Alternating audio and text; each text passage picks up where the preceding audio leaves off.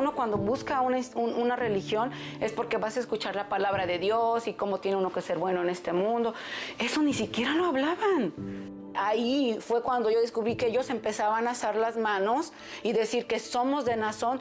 Se empezaron a llamar a ellos mismos nazonitas. Y somos de Nazón, y los saludaban porque todo esto siempre era transmitido en vivo en las pantallas.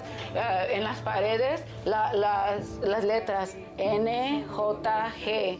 Era exagerado, entonces yo empecé a volver a tener ese sentimiento que yo tenía cuando era niña, de que mi instinto me decía que algo no estaba bien.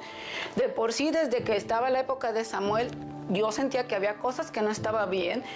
Ellos eran más cuidadosos en aquellas épocas. Inconscientemente pensaba que a lo mejor muchos estaban pensando como yo. Ahora me doy cuenta que no, que la mayoría de mi familia sí creen fielmente en todo lo que le dicen ellos. Hasta el día de hoy, todo el día de hoy ellos están completamente adentro.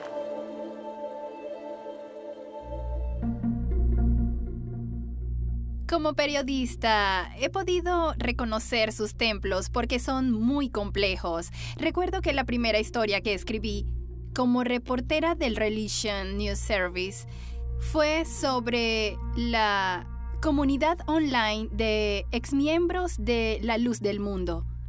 Las conversaciones eran muy interesantes porque los exmiembros hablaban sobre el trauma que sufrieron por haberse criado en esa iglesia.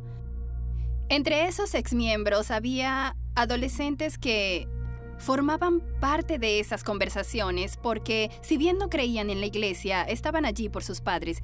Cuando alguno se retiraba, pensaba que era el único en abandonar la iglesia.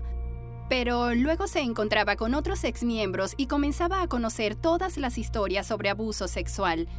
También tenían conversaciones detalladas sobre los miembros de esa iglesia y sus problemas con sus parejas que no se criaron allí.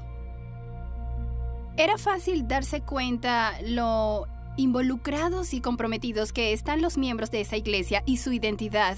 Tal vez no crean en nada de eso y al desertar deben empezar de nuevo, como si de escoger una nueva familia se tratara. Saberse que está fuera de la iglesia alguien, y cuando alguien ha crecido en eso, cuando sale de eso, no solamente corta con los lazos, hay un vacío de la gente, y ahí es donde entra la culpa, donde entra el infierno pero en la tierra, porque en este caso deja de pertenecer a lo que ha sido su historia, y por eso se siente este vacío y este alejamiento, rompen cualquier lazo. El miedo a dejar la iglesia implica también dejar a su familia. Es el famoso vuelo del ganso. Nadie puede salirse de la lógica del vuelo porque entonces pierde el rumbo.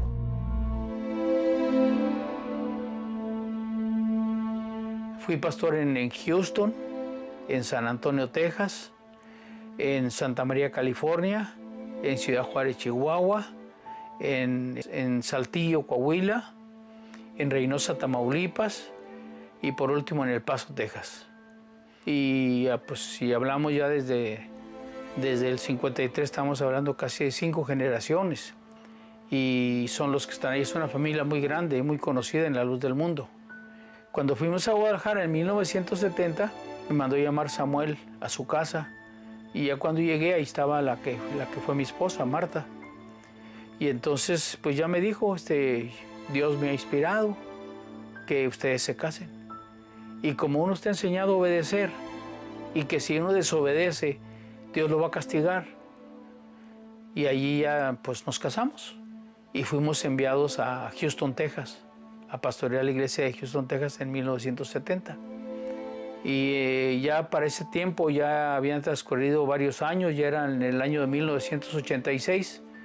Fue cuando yo decidí, porque a mí no me corrieron, yo decidí salirme de allí porque vi que el objetivo que yo creía que se perseguía no se estaba logrando. Me di cuenta que ahí se trabaja para un imperio familiar.